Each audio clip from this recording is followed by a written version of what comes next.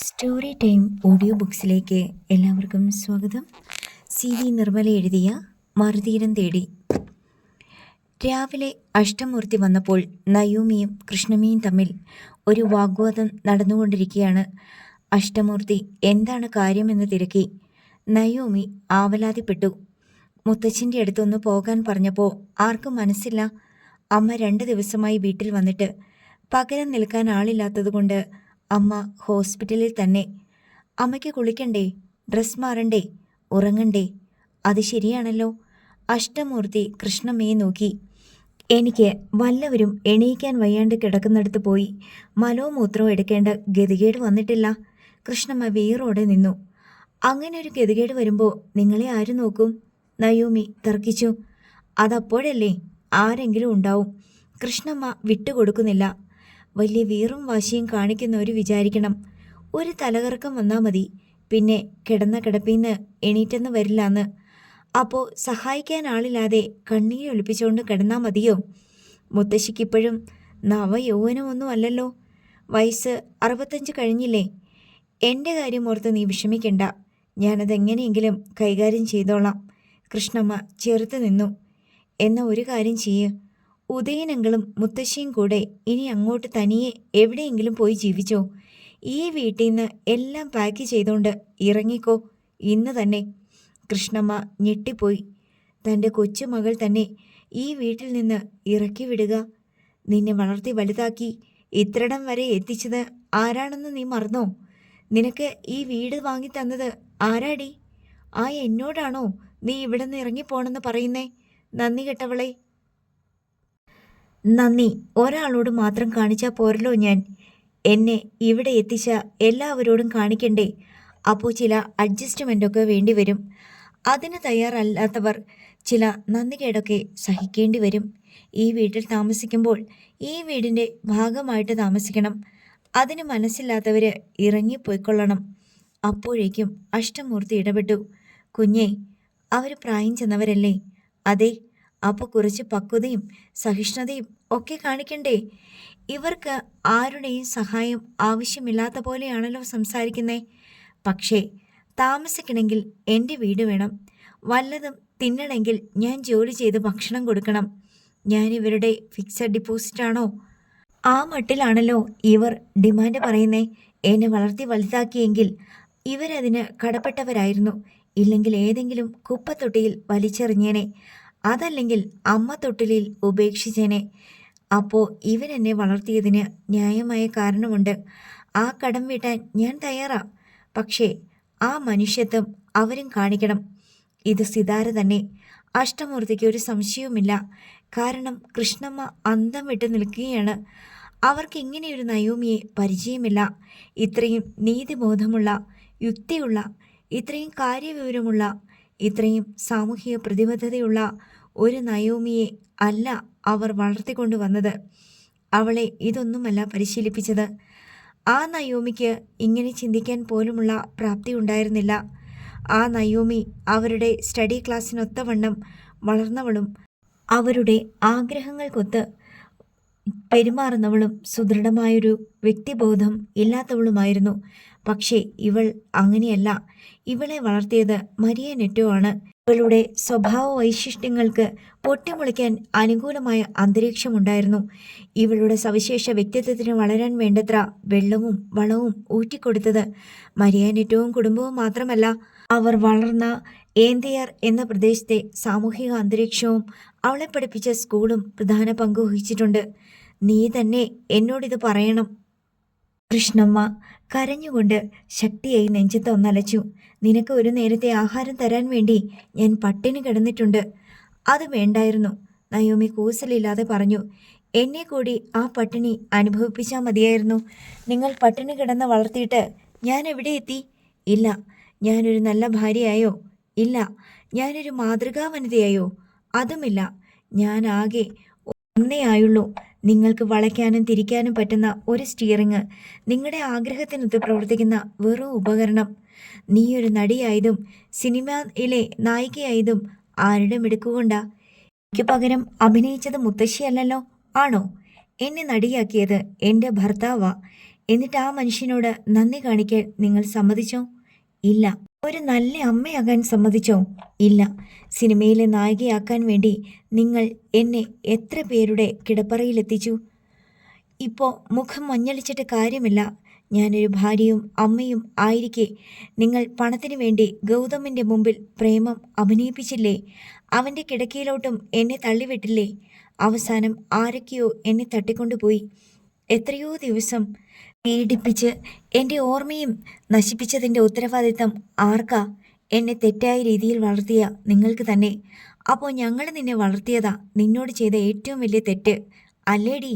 കൃഷ്ണമ്മ ചീറി. എന്തിനാ രോഷപ്രകടനം? വളർത്തിയതല്ല തെറ്റ്, വളർത്തിയ രീതി. നിങ്ങൾ എനിക്ക് നല്ലതൊന്നും പറഞ്ഞു തന്നില്ല. അതുകൊണ്ട് എൻ്റെ ജീവിതം ഇങ്ങനെയായി. ഞാൻ നിങ്ങൾക്ക് നല്ലത് പറഞ്ഞു തരാം. അതനുസരിച്ചാൽ നിങ്ങൾക്ക് കൊള്ളാം.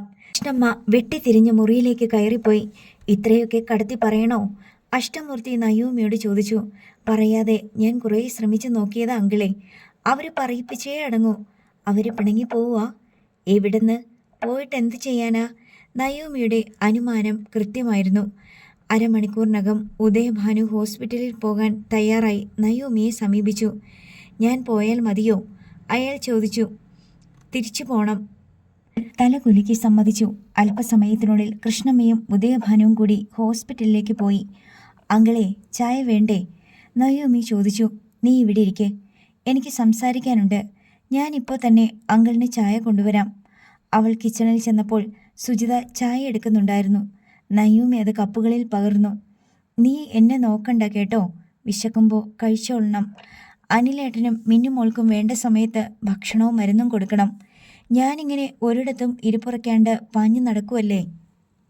നയൂമി സുജിതയോട് പറഞ്ഞു. അവൾ ചായ കൊണ്ടുപോയി അഷ്ടമൂർത്തിക്ക് കൊടുത്തു. അഷ്ടമൂർത്തി അത് കുടിച്ച് സംസാരിക്കാൻ ഭാവിക്കുമ്പോഴേക്കും 2 കാറുകൾ വീടിനു മുമ്പിലെത്തി. അതിൽ നിന്ന് ആളുകൾ ഇറങ്ങി വീടിൻ്റെ സിറ്റൗട്ടിന് നേർക്ക് വന്നു. എല്ലാവരും മോടിയായി വേഷം ധരിച്ചവരും 30-ന് മേൽ പ്രായമുള്ളവരുമായിരുന്നു. നിനക്ക് ഗസ്റ്റുകൾ. ഞാൻ വന്ന കാര്യം നടക്കുമെന്ന് തോന്നുന്നില്ല, അഷ്ടമൂർത്തി അതൃപ്തിയോടെ പറഞ്ഞു. അങ്കിൾ ഇരിക്കെ. അവരൊക്കെ സിനിമാക്കാരായിരിക്കും. ഒത്തുതീർപ്പിന് കച്ച കെട്ടി ഇറങ്ങിയവർ. ഞാനവരെ ഡീൽ ചെയ്തിട്ട് ഇപ്പോൾ വരാം. നയൂമി സിറ്റൗട്ടിലേക്ക് ചെന്നു. പരിചയമുള്ള ഒരു മുഖം പോലും അവൾ കണ്ടില്ല. എന്നാൽ അവരിൽ പലരും പരിചയമുള്ള പോലെ അവളെ നോക്കി പുഞ്ചിരിക്കുകയും ചെയ്തു. നിങ്ങളാരാ? എന്താ വന്നേ? നയൂമി ചോദിച്ചു. അവർ അല്പം അമ്പരപ്പിൽ പരസ്പരം നോക്കി. ഞങ്ങളെ മനസ്സിലായില്ലേ? ഞങ്ങൾ ഫാറ്റയുടെ ഭാരവാഹികളാ, ഒരാൾ പറഞ്ഞു. ഫാറ്റയോ അതോ ബാറ്റയോ? ബാറ്റ ഷൂ കമ്പനിയല്ലേ? ഇത് FATA, film artist and technicians association. ഞങ്ങളെ ആരെയും പരിചയമില്ലാത്തതാ അതിശയം. എൻ്റെ ഓർമ്മക്കേടുകൊണ്ടാ.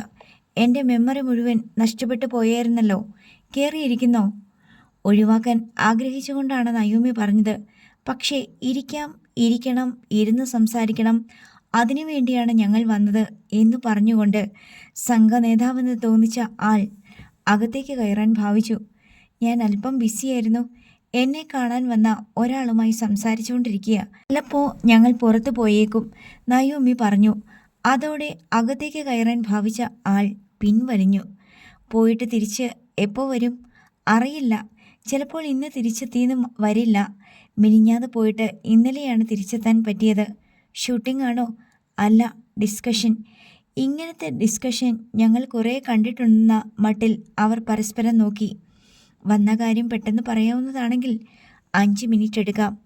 നയൂമി ഒരിളവ് ചെയ്തു. വേറൊന്നുമല്ല, മഹേന്ദ്രനും മാർട്ടിനും ലാലപ്പനും ഇപ്പോൾ സബ് ജയിലിലാണ്. ഈ കേസ് രാജിയാക്കുന്നതല്ലേ നല്ലത്? ആർക്ക് നല്ലത്? നയൂമിക്കും അവർക്കും. എനിക്ക് നല്ലതല്ല, അവർക്ക് നല്ലതായിരിക്കും. നയൂമിക്കും നല്ലതാ. ഇനിയും അഭിനയിക്കണ്ടേ? അഭിനയിച്ച പടം റിലീസാകണ്ടേ? വേറെ സിനിമ കിട്ടണ്ടേ?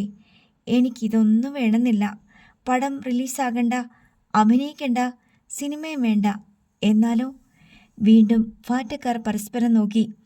ഒരു മ്യൂച്വൽ അണ്ടർസ്റ്റാൻഡിംഗ് ആണ് എല്ലാവർക്കും നല്ലത്, പ്രത്യേകിച്ച് ഇൻഡസ്ട്രിക്ക്.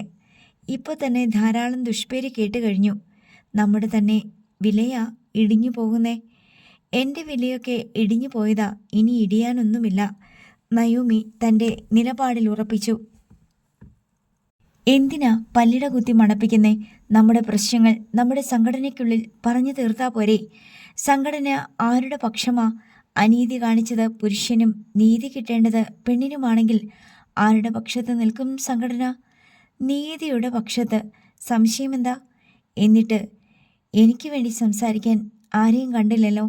മഹേന്ദ്രൻ സാറിനും മാർട്ടിനും ലാലപ്പനും വേണ്ടിയാണല്ലോ എല്ലാവരും സംസാരിച്ചത്. അതെങ്ങനെ സംഭവിക്കുന്നു? നിങ്ങളാരും എന്നോട് ചോദിക്കുന്നില്ല വാസ്തവത്തിൽ എന്താണ് സംഭവിച്ചതെന്ന്. അതിൻ്റെ അർത്ഥം എന്താ? എനിക്കെന്ത് സംഭവിച്ചിരുന്നാലും നിങ്ങൾക്കൊരു ചുക്കുമില്ല.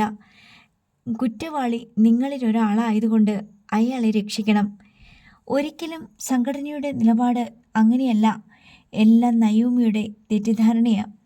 നയോമി എന്ന നടിയെ തട്ടിക്കൊണ്ടു പോയിട്ട് 17ാമത്തെ ദിവസമാണ് തിരിച്ചു കിട്ടിയത്. അവൾക്ക് വേണ്ടി സംഘടന എന്തു ചെയ്തു? ഒരു പത്രപ്രസ്താവന, പോലീസിനോ മന്ത്രിക്കോ ഒരു നിവേദനം. തിരിച്ചെത്തിയ അവൾക്ക് പിടിച്ചു നിൽക്കാൻ ആവശ്യമായ മോറൽ സപ്പോർട്ട്, എന്തെങ്കിലും സാമ്പത്തിക സഹായം? ഒന്നുമില്ല. ഉണ്ടോ? ആർക്കും ഉത്തരമില്ല. എന്തായാലും കേസ് വരട്ടെ, നോക്കാം എന്തെങ്കിലും ചെയ്യാൻ പറ്റുമോ എന്ന്. സംഘടനാ ഭാരവാഹികൾ അതൃപ്തിയോടെയാണ് മടങ്ങിയത്. എല്ലാം കേൾക്കുകയായിരുന്ന അഷ്ടമൂർത്തി നയോമിയോട് പറഞ്ഞു, നീ സൂക്ഷിക്കണം. നിനക്ക് ബോഡി ഗാർഡ് പ്രൊട്ടക്ഷൻ വേണം. ഇനി നിന്റെ ഓരോ നീക്കവും അപകടം പിടിച്ചതാണ്. ഒരാളെ എത്ര തവണ കൊല്ലാൻ പറ്റും അങ്കിളെ? നയോമി മറുചോദ്യമിട്ടു.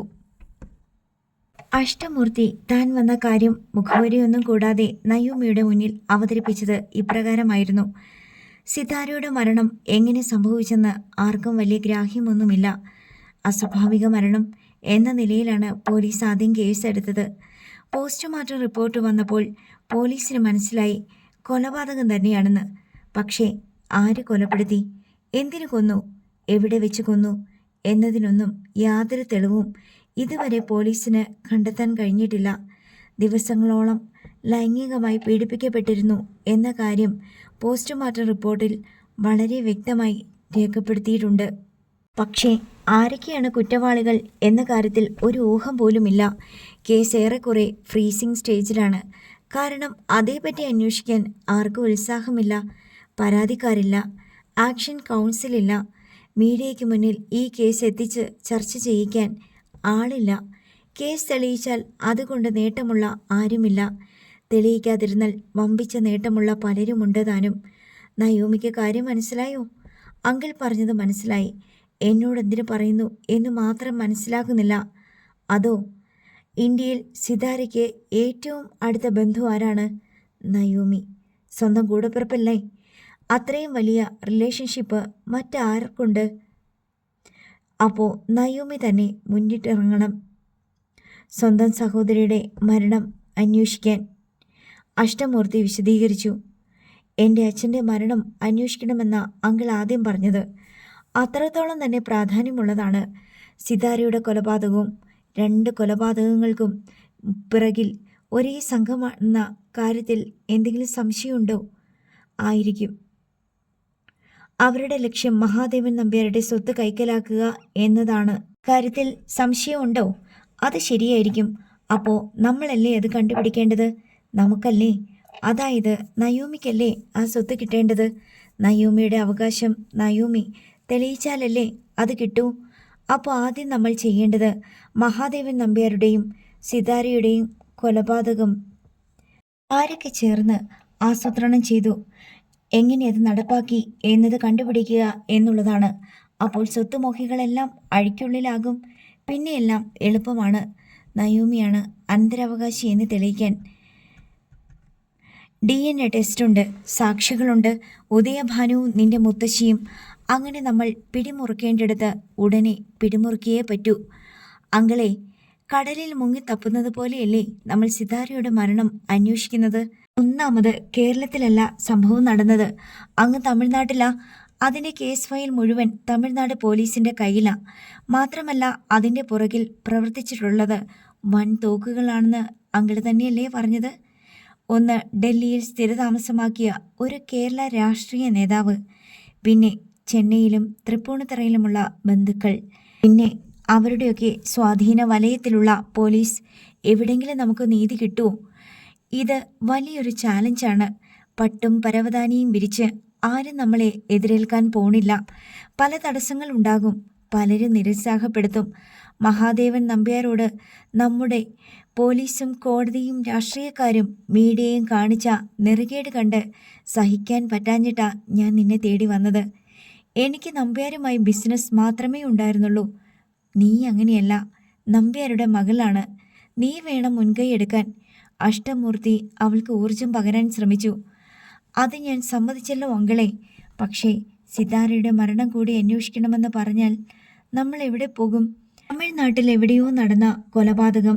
നമുക്ക് എന്തെങ്കിലും പിടിപാടുണ്ടോ അവിടെ? നയോമി സിതാരയുടെ കാര്യത്തിൽ പിന്നോട്ട് വലിയുന്നതിൻ്റെ കാരണം അഷ്ടമൂർത്തിക്ക് മനസ്സിലായി. നമുക്കൊന്ന് ശ്രമിച്ചു നോക്കാം. ഞാനിത് പറയാനൊരു കാരണമുണ്ട്. ജിൻസണെ നീ ഏന്തയാറിൽ വെച്ച് പരിചയപ്പെട്ടല്ലോ. അവന് ഭയങ്കരമായ വാശി. സിതാരയെ കൊലപ്പെടുത്തിയവരെ എങ്ങനെയും നിയമത്തിൻ്റെ മുന്നിൽ കൊണ്ടുവരണമെന്ന്. നയോമി അത് കേട്ട് അലക്ഷ്യമായി മൂളി. മോളെ, അവൻ പ്രാണനെ പോലെ സ്നേഹിച്ച പെണ്ണാണ് സിതാര. അവൻ്റെ കൂടെ കളിച്ച് ചിരിച്ചു വളർന്ന പെണ്ണ്. നമ്മളത് മനസ്സിലാക്കണം. ഗർഭപാത്രത്തിൽ ഒരേ സമയത്ത് തമ്മിൽ ചേർന്ന് ചൂട് പറ്റിക്കിടന്നവർ. എനിക്ക് മനസ്സില്ലാഞ്ഞിട്ടല്ല അങ്കിളെ. ഞാൻ എന്തൊക്കെ ചെയ്യണം? ഈ കുടുംബത്തിലുള്ളവരുടെ കാര്യം നോക്കണ്ടേ? അഭിനയിക്കാൻ പോകണ്ടേ? അതിനെല്ലാം പുറമെ ഡിമെൻഷ്യയും. ഞങ്ങളുടെ കൂടെ നിന്നാ മതി നയോമി. ഒന്നും ചെയ്യണ്ട. പിന്നെ ആര് ചെയ്യും? ജിൻസൺ വരും എന്നെ സഹായിക്കാൻ. പിന്നെ നിന്റെ കൂടെ പഠിച്ച ആ പോലീസ് ഓഫീസർ ഉണ്ടല്ലോ, ഡോൺ ഡി മാളിയക്കൽ, ക്രൈംബ്രാഞ്ച്, അയാൾ വരും. സിതാര കൊല്ലപ്പെട്ടെന്നും നയോമിയാണ് നീ പറഞ്ഞിട്ട് അവനിപ്പോഴും ശരിക്ക് വിശ്വസിച്ചിട്ടില്ലെന്നാ ജിൻസൺ പറയുന്നത്. വർക്കില്ലാത്ത ദിവസം കൂടെ വരാമെന്നല്ലാതെ എനിക്ക് അവരുടെയൊക്കെ കൂടെ എപ്പോഴും നിൽക്കാൻ പറ്റുമെന്ന് തോന്നുന്നില്ല. മാത്രമല്ല ഞാൻ ഒറ്റയല്ലല്ലോ. അമ്മയോടും മുത്തശ്ശിയോടും പിന്നെ അനിലേട്ടനോടുമൊക്കെ അഭിപ്രായം ചോദിക്കുകയും അനുവാദം വാങ്ങുകയൊക്കെ വേണമല്ലോ, നയോമി പറഞ്ഞു. അതെല്ലാം നീ വിചാരിച്ചാൽ നടക്കും. മനസ്സ് സന്നദ്ധമാണോ? എന്തും സാധിക്കും. ഞാനിപ്പോൾ പോവുക. നമുക്ക് വൈകുന്നേരം കാണാം. അഷ്ടമൂർത്തി യാത്ര പറഞ്ഞു പോയി. അയാൾ പോയി കഴിഞ്ഞപ്പോൾ അനിൽ ബാബു നയോമിയെ മുറിയിലേക്ക് വിളിപ്പിച്ച് അഷ്ടമൂർത്തി വന്നത് എന്തിനെന്ന് അന്വേഷിച്ചു. നയോമി അഷ്ടമൂർത്തിയുടെ നിർദ്ദേശങ്ങളെപ്പറ്റി പറഞ്ഞു. അനിൽ ബാബു അപ്പോൾ തന്നെ വിലക്കി. നീ അതിനൊന്നും നിന്നു കൊടുക്കണ്ട. സിതാര അതാരാണെന്ന് പോലും നമുക്കറിയില്ലായിരുന്നു. നീയോ ഞാനോ കണ്ടിട്ടില്ല. സഹോദരിയാണെന്ന് പറയുന്നു. സത്യമായിരിക്കാം. പക്ഷേ മഹാദേവൻ നമ്പ്യാരുടെയോ സിതാരയുടെയോ ബാക്ക്ഗ്രൗണ്ട്സ് നമുക്കറിയില്ല. അവർ കൊല്ലപ്പെട്ടു. എന്തുകൊണ്ടാണ് കൊല്ലപ്പെട്ടത്? അവർ രണ്ടുപേരും സിതാരയും മഹാദേവൻ നമ്പ്യാരും ആയിരുന്നത് കൊണ്ടല്ലേ? അച്ഛനും മകളും ആയിരുന്നത് കൊണ്ടല്ലേ? നീയും അതുപോലൊരു ആളാകാൻ ശ്രമിച്ചാൽ ഒരുപക്ഷെ നിനക്കും അത് തന്നെ സംഭവിച്ചേക്കാം. ഒരു ദുരന്തത്തിൽ നിന്ന് കരകയറി വരുന്നതേയുള്ളൂ. ഇനി വേറൊന്നിലേക്ക് പോകണ്ട. അങ്കിൾ പറയുന്നത് ഞാൻ എൻ്റെ സഹോദരിയുടെയും അച്ഛൻ്റെയും മരണത്തെപ്പറ്റി അന്വേഷിക്കണമെന്നാ.